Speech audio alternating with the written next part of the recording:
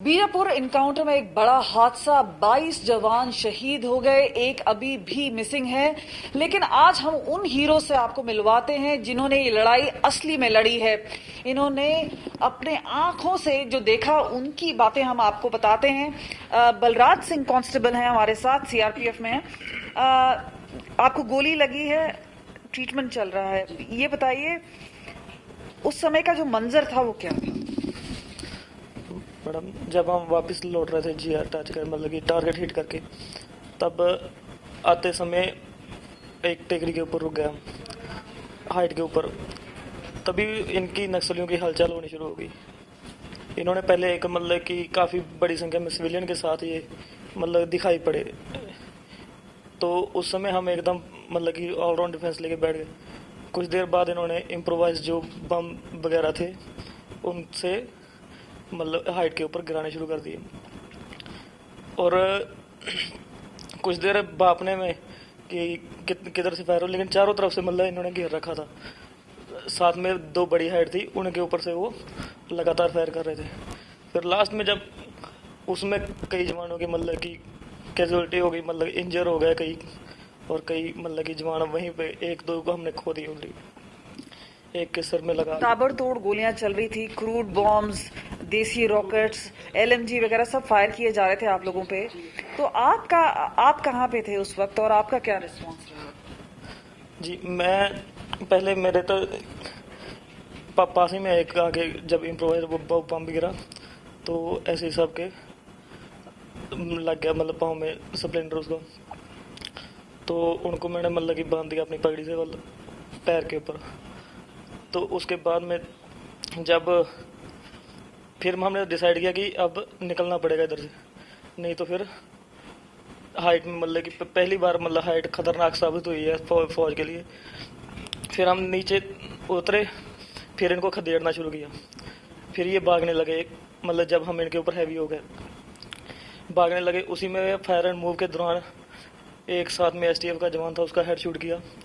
और जब मैं दौड़ के मतलब जाने लगा उसके पेट के पीछे, तो तब मेरे मतलब कि गोली मारी इन्होंने। आपके पेट में गोली? जी, पेट में गोली लगी उस समय। फिक्स लाइन एलएमजी के साथ मतलब कि कर रखी थी इन्होंने। गांव में थे ये, टेकला गुड़ा गांव है, उसमें ये मतलब कि पोजीशन लेके बैठे हुए थे। बाद में इनको खदेड़ा उसी तरफ से। फिर लास्ट में एरिया मतलब चारों तरफ से मतलब कवर करके बॉक्स फॉर्मेशन बना के जितने मतलब इंजर्ड हो गए थे उनको सेंटर में लेके, और जो ठीक थे जवान उन्होंने बॉक्स फॉर्मेशन बनाया और कम से कम 200 मीटर 100 मीटर इधर चारों तरफ कवर करके फिर मतलब सभी को जो इंजर्ड हो रखे थे उनको लेके आए। पूरा देश जानना चाहता है कि आप लोगों के साथ क्या हुआ, आप उस वक्त कहाँ पे थे, क्या आपने अपने आंखों से देखा है? सबसे पहले तो उन लोग चारों तरफ से हम लोग को घेर लिए थे, और जब उन लोग फायर किए यूबीजी वाला एच गिराया तो सबसे पहले मेरे को ही लग गया। फिर अपने दोस्तों के साथ उन लोग मेरे को पट्टी बांधे।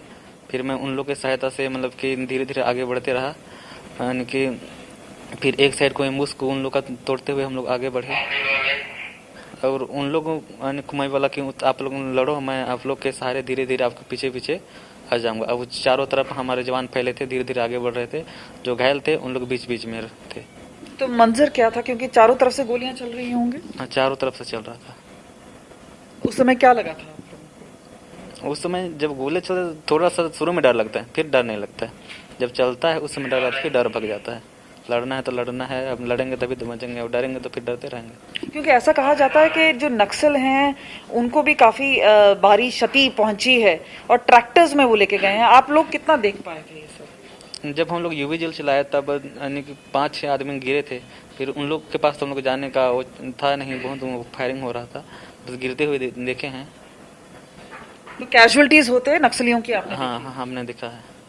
और जब मदद की बात आई, क्योंकि भारत सरकार कह रही है कि चॉपर्स भी प्रेसिडेंट किया, हमने देखे उनका, तो आप लोगों को मदद समय पे मिल पाई थी?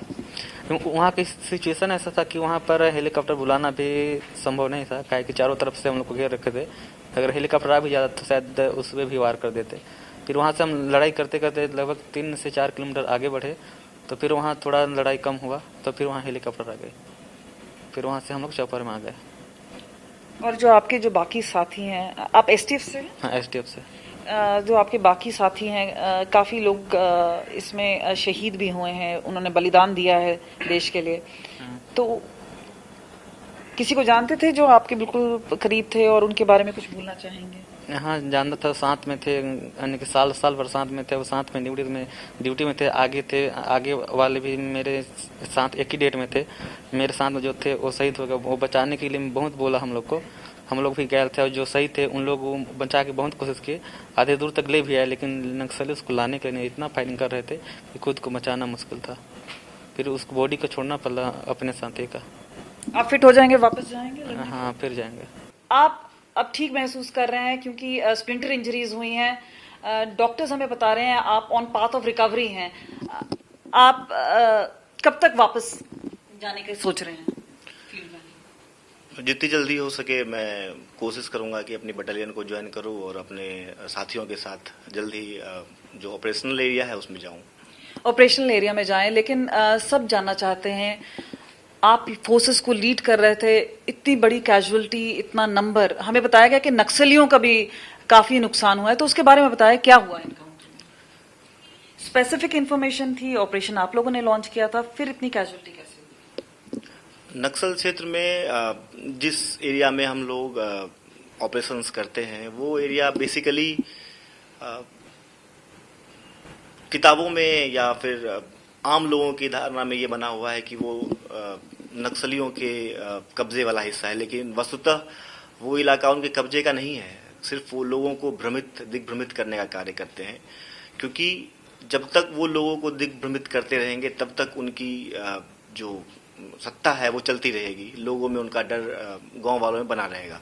तो इसको दूर करने के लिए हम लोग प्रायः उस एरिया में ऑपरेशन लॉन्च करते हैं ताकि लोगों के अंदर सरकार के लिए और सिक्योरिटी फोर्सेस के खिलाफ जो नक्सलियों के द्वारा भ्रम फैलाया जा रहा है वो दूर किया जा सके। इसी क्रम में हम लोगों ने ऑपरेशन लॉन्च किया था जिसमें सूचनाएं थी कि नक्सलियों की संख्याएं हैं और जिसके तहत जो है ऑपरेशन लॉन्च किया गया था। और नक्सलियों को शायद जो है गांव वाले के द्वारा जो है यह खबर मिल गई थी कि फोर्सेस बाहर निकली है, तो उन्होंने पहले से ही जो भी उस एरिया से निकलने वाले रास्ते थे, पहाड़ियां थी, उनके ऊपर उन्होंने अपने लोगों को बिठा रखा था ताकि जो है किसी भी तरह की जो है हरकत होने पे उनको पता चल सके और वो सिक्योरिटी फोर्सेस को अपना टारगेट कर सके। पर हम लोग भी अच्छी पोजीशन में थे। हम लोग जैसे ही हम लोगों को गांव वालों की हरकत से पता चला कि शायद कुछ दिक्कतें हैं इस इलाके में या कोई ऐसा अनवांटेड एलिमेंट है जो हम लोगों के साथ आ रहा है, हम लोगों के पीछे आ रहा है, तो हम लोगों ने पोजीशन ली। अपनी पोजीशन लेने के बाद जो है हमने उनके ऊपर जो है फायर किया। इंफॉर्मेशन हिडमा को लेके थी, पीएलजीए बटालियन नंबर 1 के कमांडर को लेके थी? जनरली वो एरिया जो है वो पीएलजी बटालियन नंबर 1 और कंपनी नंबर 1-2 का है, तो उसमें उनके ना होने से इनकार नहीं किया जाता। वो हमेशा उस एरिया में मौजूद रहते हैं, तो उनकी सूचना हमेशा रहती है उस एरिया में, तो वो हमेशा प्रेजेंट रहते हैं वहाँ पे। जब गोलियां चलनी शुरू हुई, एक एम्बुश शुरू हुआ, क्या हुआ? सबसे पहले जो है हम लोगों को जब लगा कि जो है नक्सल्स जो है हमें घेरने का प्रयास करने वाले हैं, तो हम लोगों ने उनके ऊपर जो है उनकी जगह जानने के लिए उनके ऊपर फायर किया कि वो किस किस डायरेक्शन में छुपे हुए हैं। हमने जगह जानकर जो है फिर जैसे ही हमने फायर किया उन्होंने हमारे ऊपर जो है बीजीएल और उससे फायर करना शुरू किया। फिर हमने उन लोगों को अच्छी तरीके से जवाब देकर हमारे जवानों ने बहुत बहादुरी से, चाहे डीआरजी हो चाहे एसटीएफ हो, कोबरा 210 बटालियन के बहादुर साथियों ने बहुत ही बहादुरी के साथ, वीरता के साथ लड़ते हुए उनके मंसूबों को नाकाम किया। हाँ, ये दुखद है कि हमारे लोग शहीद हुए। शहीद लोगों के लिए जो है उनके परिवार को सांत्वना है और जो लोग घायल हुए हैं ईश्वर से प्रार्थना है कि जल्दी स्वस्थ हो जाए। तो अंदर से क्या गुस्सा आता है? आपको लगता है कि आप वापस जाके लड़ें? गुस्सा तो स्वाभाविक सी बात है। अगर आपके पास का, आपके साथ का, जिसके साथ आपने ट्रेनिंग करी, जिसके साथ आपने अपने बेहतरीन समय गुजारे, वो आपके पास से अगर गुजर जाए, तो स्वाभाविक सी बात है, सभी लोगों को तकलीफ होगी, तकलीफ के साथ गुस्सा भी आएगा, लेकिन गुस्सा व्यक्त करने का जो तरीका है वो हम लोगों का अलग होता है, तो उसके लिए कुछ नहीं कर सकते हम लोग। एक तो बहादुरी के साथ लड़े, उस साथ में जज्बे के साथ, और अहम है कि ये वापस जाने के लिए तत्पर हैं ताकि वापस जाके एक बार फिर वो लड़ें, और खास तौर के उन साथियों के लिए जिन्होंने बलिदान दिया है।